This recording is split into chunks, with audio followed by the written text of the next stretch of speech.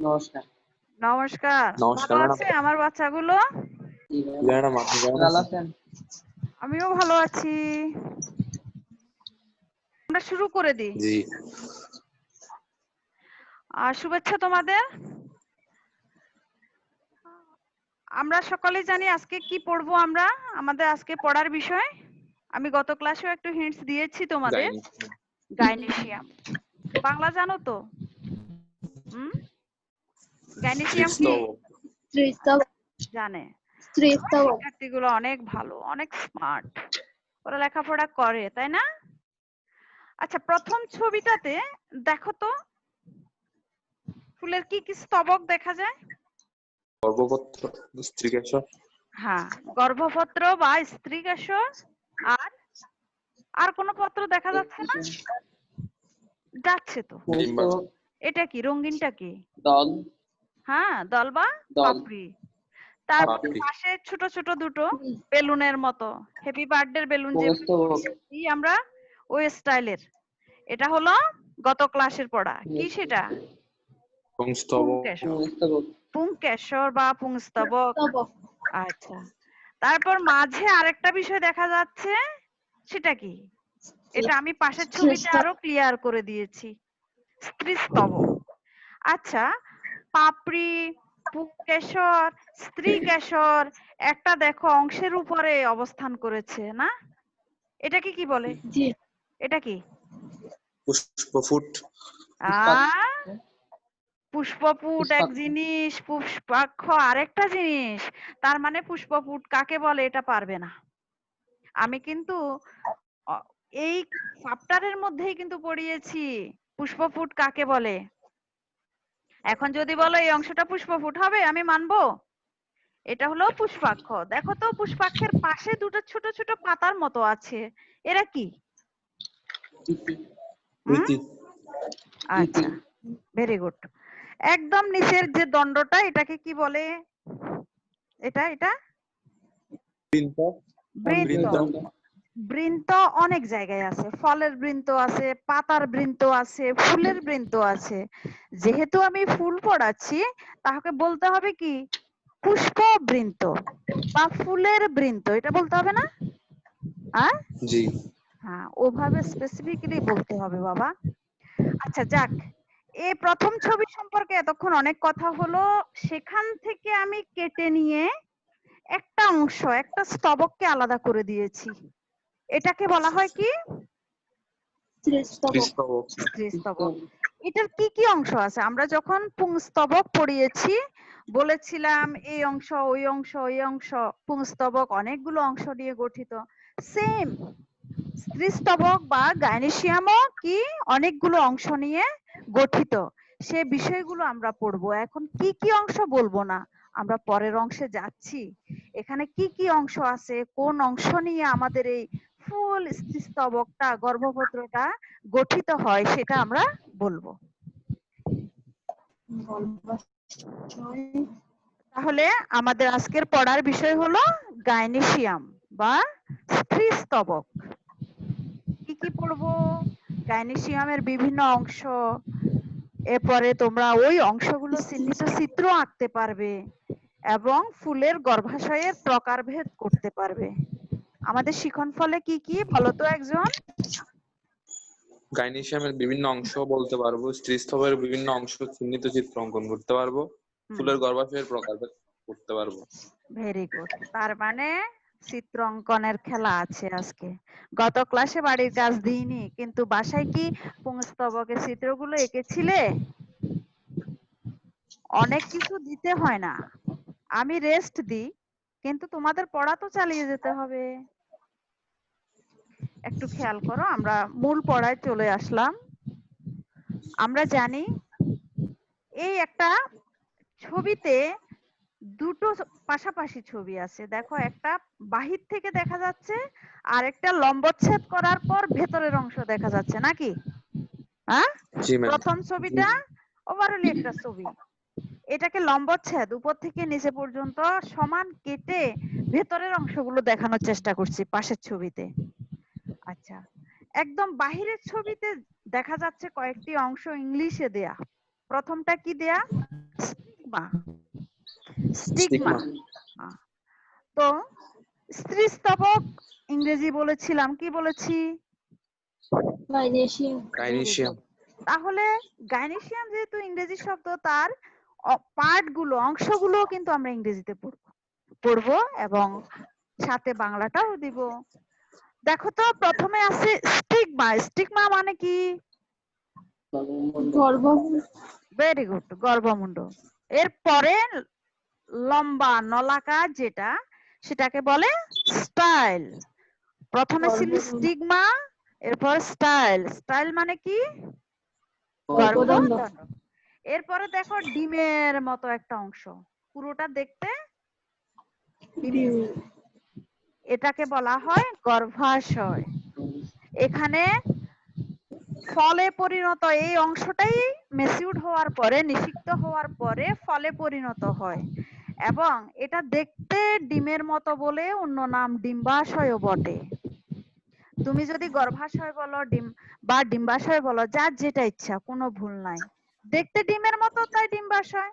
কিংবা এর ভেতরে আমরা জানি এগ আছে, ডিম্বাণু আছে, যে অংশটা ডিম বহন করে, ডিম বিয়ার করে, তাকে বলা হয় ডিম্বাশয়। আর এখানে গর্ভ ধারণ করে তাই গর্ভাশয়, যার যেমন ইচ্ছা। আচ্ছা, এই অংশটাকে কি বলে? একদম লাস্টের পেডিকেল। পেডিকেল মানে কি বলো? একটু আগেও কিন্তু বলেছি। পেডিকেল মানে কি? এই পড়লে এই ভুলে গেলে হবে? বৃন্ত। বৃন্ত একটু আগে বললাম না আমি? বৃন্ত। বৃন্ত মানে কি? বৃন্ত আসলে আরো একটু নিচে, এটা পুষ্পাক্ষের মতোই দেখা যায়। এর পুরো অংশটাই নিয়ে তো বৃন্ত। বৃন্তের মাথায় থাকে পুষ্পাক্ষ, তাই না? এখন বৃন্তটা আমি অন্যান্য লেখাচ্ছি, একটু বড় করে দিয়েছি কেন জানো? এই বৃন্ত কথাটা অনেক জায়গায় পাবে। পেডিকেল দেখো, পাতা পড়ানোর সময় কিন্তু আমরা বলেছিলাম, মনে আছে তোমাদের?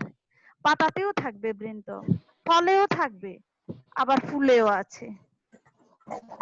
এবার হলো বাহির থেকে যে অংশগুলো দেখা যায়, একটি স্ত্রীস্তবকের, একটা ফুলের একটি আদর্শ স্ত্রীস্তবকে প্রধানত তিনটি অংশ, তেমনি পুংকেশরেরও তিনটি অংশ ছিল, তাই না? পুংস্তবকের এখানেও তিনটি অংশ। এবার আসো, এটাকে ভেতরে যদি আমি যাই, ভেতরের দিকে কি কি পাওয়া যাবে? প্রথমে কি আছে? স্টিগমেটিক সারফেস। বাংলা কি? বাংলা হলো গর্ভমুণ্ডের পৃষ্ঠতল। গর্ভমুণ্ডের পৃষ্ঠতল বা আবরণী। এই গর্ভমুণ্ড, এখানেই তো পরাগায়ন ঘটে, পরাগরেণু এখানে এসে পড়ে, এই গর্ভমুণ্ডে এসে পড়ে। কেমন? এই জন্য এটাকে বলা হয় গর্ভমুণ্ডের পৃষ্ঠতল বা আবরণী। এবং দেখো ভেতরে, বাহির থেকে দেখছিলাম গর্ভদণ্ড, এই গর্ভদণ্ডের ভিতরে কি থাকে? এটা কি ফাঁপা না ভিতরে কোনো অংশ? আমরা জবা ফুল যখন সেকশন করেছিলাম প্র্যাকটিক্যাল ক্লাসে, তখন আমরা একটা চিকন সরু একটা সুতার মতো অংশ বের করতে বলেছিলাম, বলি নাই? জি। এই সেটাকে কি বলে? তাকে বলে স্টাইলার ক্যানাল বা গর্ভদণ্ডের নল। এই নল দিয়েই পুংরেণু, যেটা নিষিক্ত হয়, নিষিক্ত না ঠিক, পরাগায়িত হওয়ার পরে সার্ভাইভাল পাওয়ারে যে টিকে থাকে, যে রেণুটা টিকে থাকে, সেই এই নলের ভিতর দিয়ে ধীরে ধীরে বিভিন্ন প্রক্রিয়া, বিভিন্ন ধাপ শেষ হওয়ার পর এখানে চলে আসে, এই নল দিয়েই আসে। কেমন? আমরা যখন কি পড়াবো, ক্লাসে পড়িয়েছি কিনা জানি না, হয়তো তোমাদের আগের বেসে পড়িয়েছি, দেখবে কিভাবে নিষিক্ত ঘটে, নিষিক্ত হয় কিভাবে, পরাগায়ন কিভাবে ঘটে, পরাগায়নের পর নিষিক্তকরণটা কিভাবে হয়, এগুলো আমরা দেখাবো। এই নল দিয়ে পোলেন গ্রেন বা রেণুটার যে টিউব সৃষ্টি হয়, সেটা এই নল দিয়ে ঢুকে যায়। কেমন? তাহলে এটার নাম হলো গর্ভদণ্ডের নল বা স্টাইলার ক্যানাল। এর পরে কি আছে? লোকিউলাস। লোকিউলাস। লোকিউলাস কি? ডিম্বাশয়ের গহ্বর। ভিতরে এগুলো ছোট ছোট কি দেখা যাচ্ছে জানো তোমরা? এগুলো কি ছোট ছোট? এগুলো কি?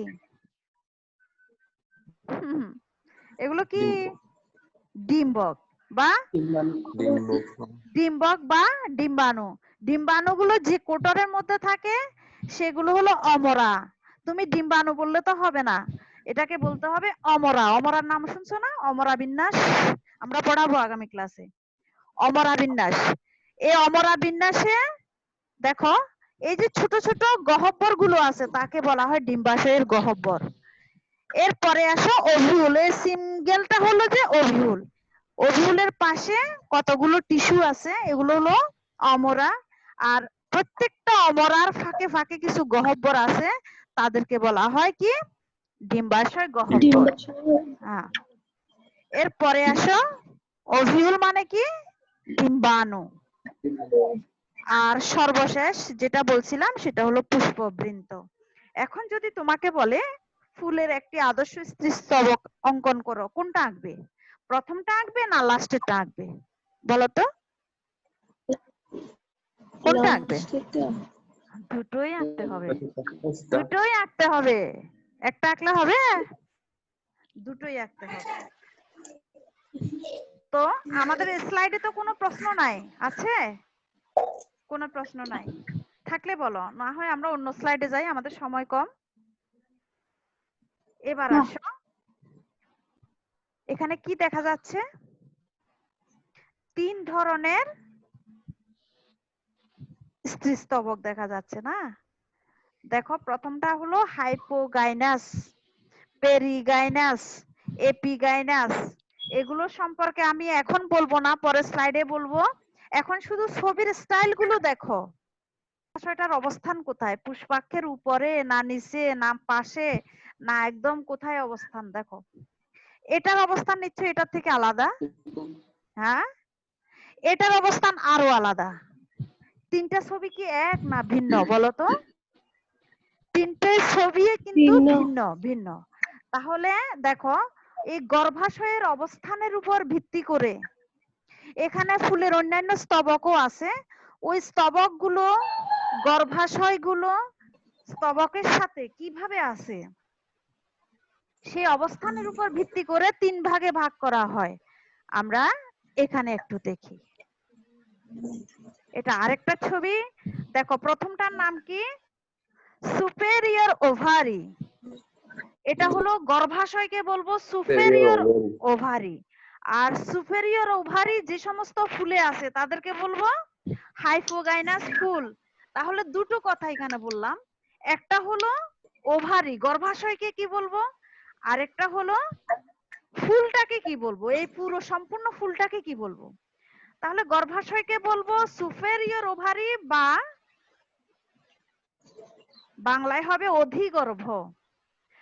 আর সম্পূর্ণ ফুলটাকে বলা হবে হাইপোগাইনাস ফ্লাওয়ার বা গর্ভপাদ পুষ্প। মনে থাকবে? মনে থাকবে? এখানে আমি দুটো কথা বলেছি, একটা হলো এই গর্ভাশয়টাকে কি বলবো, এই দেখো লাল করে এঁকে দেয়া আছে লাল, এটা হলো গর্ভাশয়।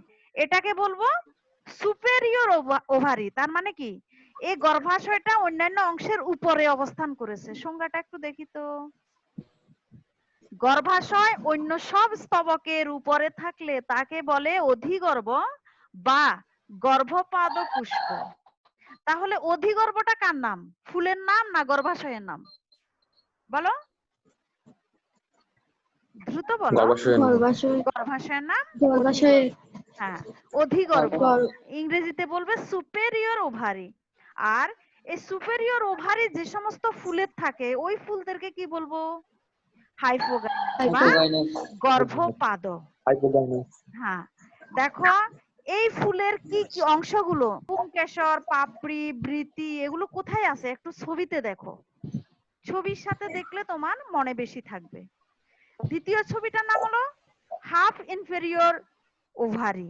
হাফ, এদিকে ইনফেরিয়র আবার হাফ, দুটো কথা বলেছে। দেখো তার নাম হলো অর্ধ অধিগর্ভ বা গর্ভাশয়ের অন্য সব স্তবকের। দেখো গর্ভাশয়টা কোথায়? এ সবগুলোর কেন্দ্রে অবস্থান করে। এটা হলো উপরে অবস্থান করে, এখানে গর্ভাশয়টা কেন্দ্রে অবস্থান করে। এজন্য দেখো অর্ধেক হলো নিচের দিকে কোমর পর্যন্ত, অর্ধেক উপরের দিকে, এরকম না? এজন্য তার নাম হাফ ইনফেরিয়র। যদি জি। কেউ প্রশ্ন করো যে এর নাম যদি আমি হাফ সুপেরিয়র লিখি, ম্যাডাম ভুল হবে? কথা তো একটাই, ইনফেরিয়র অর্থাৎ অর্ধেক ইনফেরিয়র অর্ধেক সুপেরিয়র। কেউ হাফ সুপেরিয়র লিখলেও কোনো ভুল হবে না। তাহলে গর্ভাশয় অন্য সব স্তবকের কেন্দ্র বরাবর, সেন্টার বরাবর থাকে, কোমর বরাবর থাকে, তাই একে এই গর্ভাশয়ের নাম হলো গর্ভকটি। আর সম্পূর্ণ ফুলটাকে বলবো গর্ভকটি পুষ্প বা পেরিগাইনাস। পেরিগাইনাসের বাংলা কি? গর্ভকটি পুষ্প। আর এই গর্ভাশয়ের নাম কি? অর্ধ অধিগর্ভ। আগেরটা ছিল অধিগর্ভ, এটার নাম অর্ধ অধিগর্ভ। আচ্ছা, পাশে একটা রয়ে গেছে, তার নাম হলো ইনফেরিয়র ওভারি। দেখো এখানে ওভারিটা, লাল অংশটা কোথায়? একদম নিচে, মাথার উপরে সব স্তবক গুলো, তাই না? পুংকেশর, পাপড়ি, বৃতি সবগুলো একদম মাথার উপরে, আর গর্ভাশয়টা হলো নিচে। এটাকে বলে ইনফেরিয়র ওভারি বা এপিগাইনাস। বাংলা কি? গর্ভশীর্ষ পুষ্প। এই ফুলটাকে বলা হবে গর্ভশীর্ষ পুষ্প। সংজ্ঞাটা একটু দেখি। গর্ভাশয় অন্য সব স্তবকের নিচে থাকলে তাকে অধোগর্ভ বা গর্ভ কি শীর্ষ পুষ্প বলে। এখানে গর্ভশীর্ষটা দেখা যাচ্ছে না, ভেতরে ঢুকে গেছে ছবির। যাক, আমরা তাহলে গর্ভাশয় কত প্রকার পেলাম? একটু দ্রুত বলো, কি কি? অধিগর্ভ,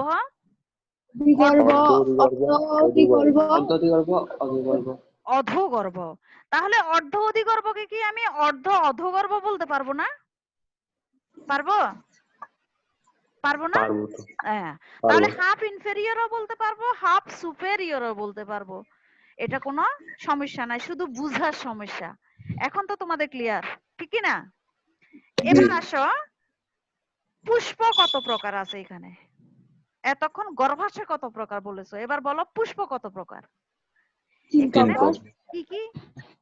গর্ভপাদ বা হাইপোগাইনাস, গর্ভকটি বা পেরিগাইনাস, আর গর্ভশীর্ষ বা এপিগাইনাস।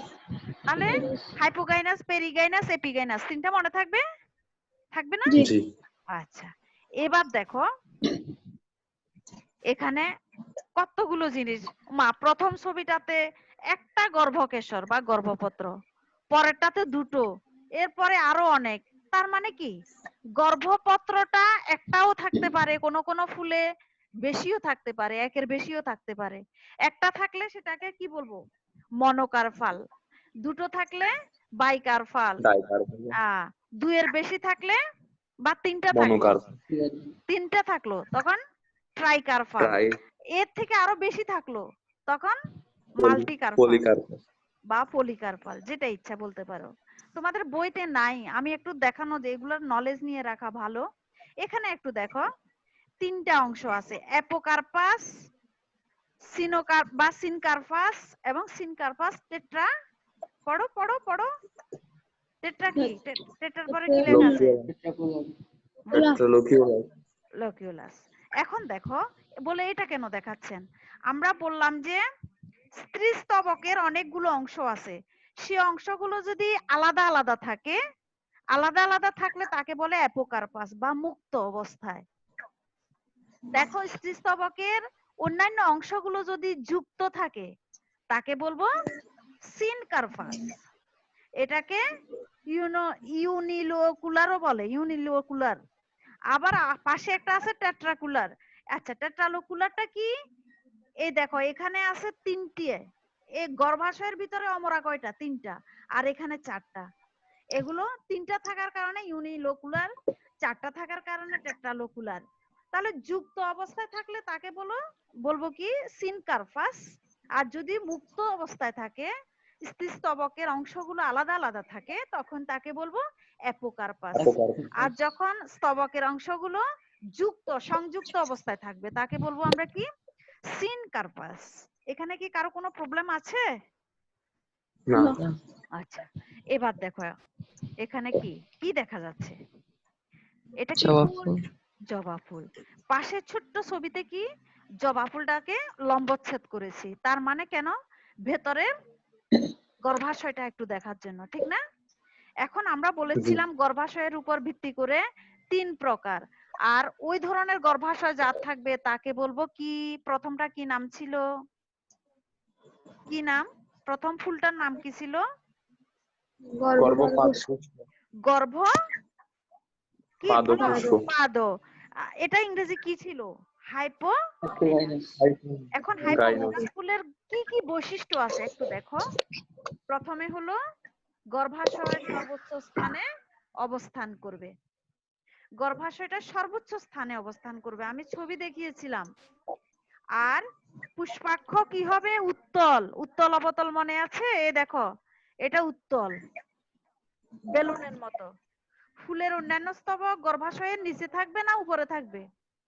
নিচে থাকবে, নিচে থাকবে। আর গর্ভাশয় থাকবে উপরে। উদাহরণ আবার হিসাবে উপরে। তোমার পরীক্ষায় নৈর্ব্যক্তিকে এভাবে আসতে পারে, জবা ফুলের গর্ভাশয় কোনটি? অধিগর্ভ, অধোগর্ভ, অর্ধ অধিগর্ভ, কোনটা? ধানের কোনটা? সরিষার কোনটা? তাহলে এই উদাহরণ যাদের দিলাম এরা সকলেই কি? অধিগর্ভ, অধিগর্ভ। এবং কোন ধরনের ফুল বিয়ার করে তারা? গর্ভপাত। গর্ভপাত। হ্যাঁ, গেল। এবার কি ফুল দেখা যাচ্ছে? গোলাপ।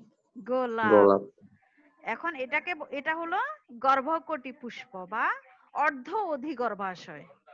তার বৈশিষ্ট্য কি? গর্ভাশয় সেন্টারে থাকে। এই দেখো, গর্ভাশয়টা কোথায় আছে? সেন্টার বরাবর, এই দেখো সেন্টারে।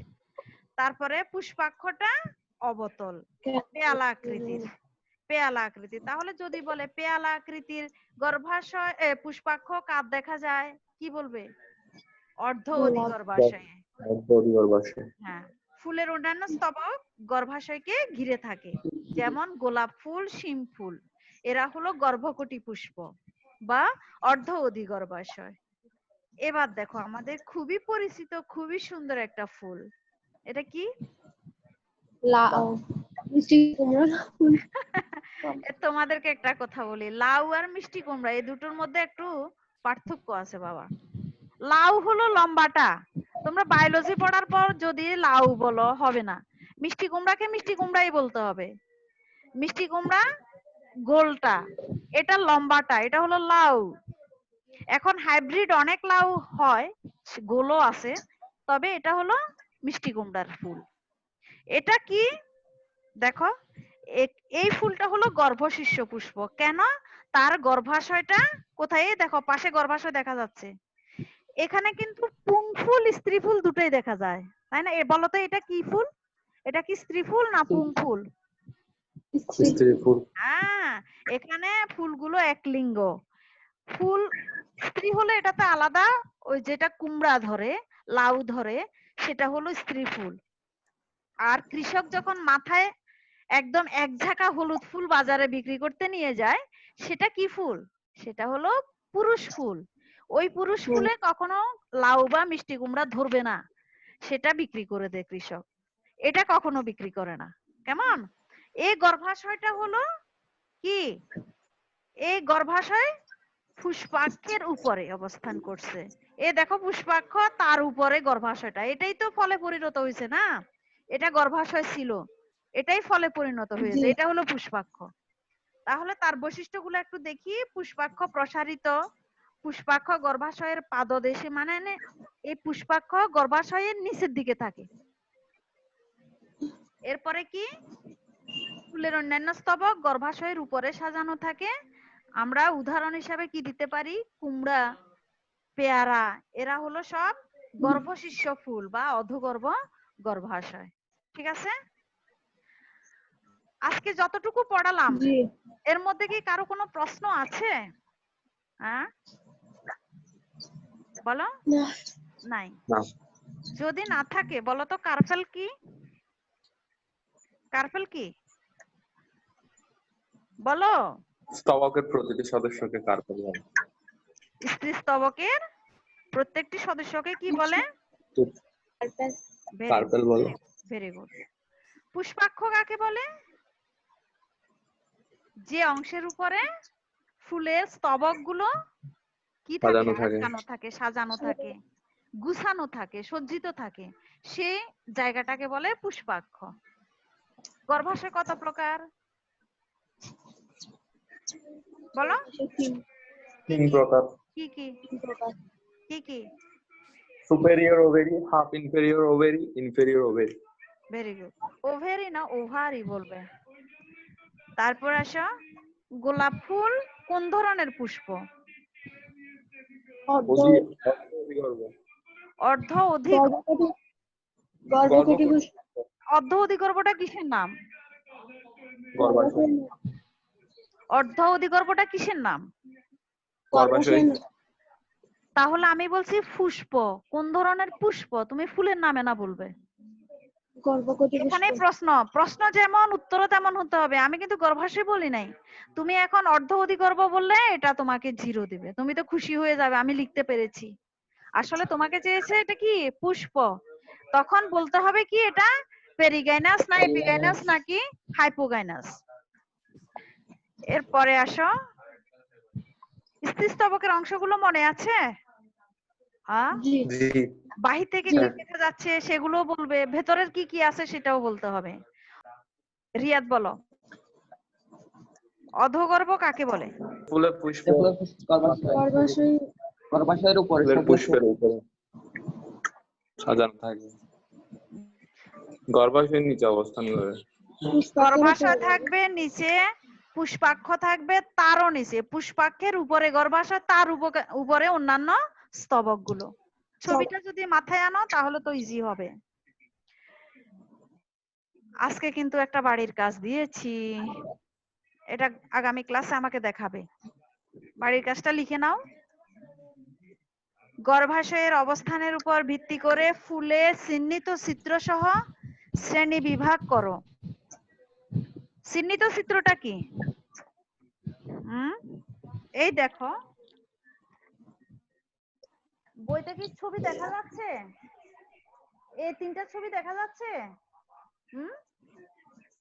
হ্যাঁ, এই 3টা ছবি দেখো, ওখানে চিহ্নিত করানো আছে, কোনটার কি নাম সেটাও দেয়া আছে। এটা লিখবে, এই ছবিটা আঁকবে। এবং আরেকটা কথা বলেছে, সাথে তাদের পার্থক্য লিখো।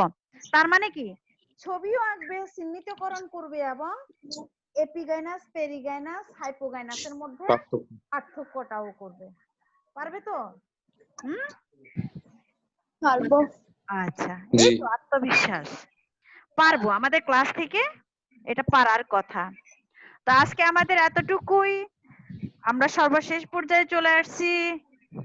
একটা ছোট্ট কথা তোমাদের জন্য আছে, কি বলো? আমি বলবো না, তোমরাই বলো। শিক্ষিত হও প্রকৃত মানবতায়।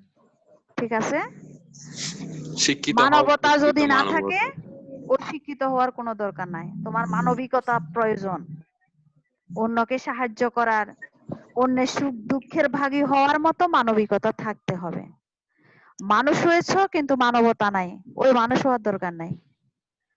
এবং শিক্ষাটা মানবতাকে জাগ্রত করে, সেদিকে খেয়াল করবা।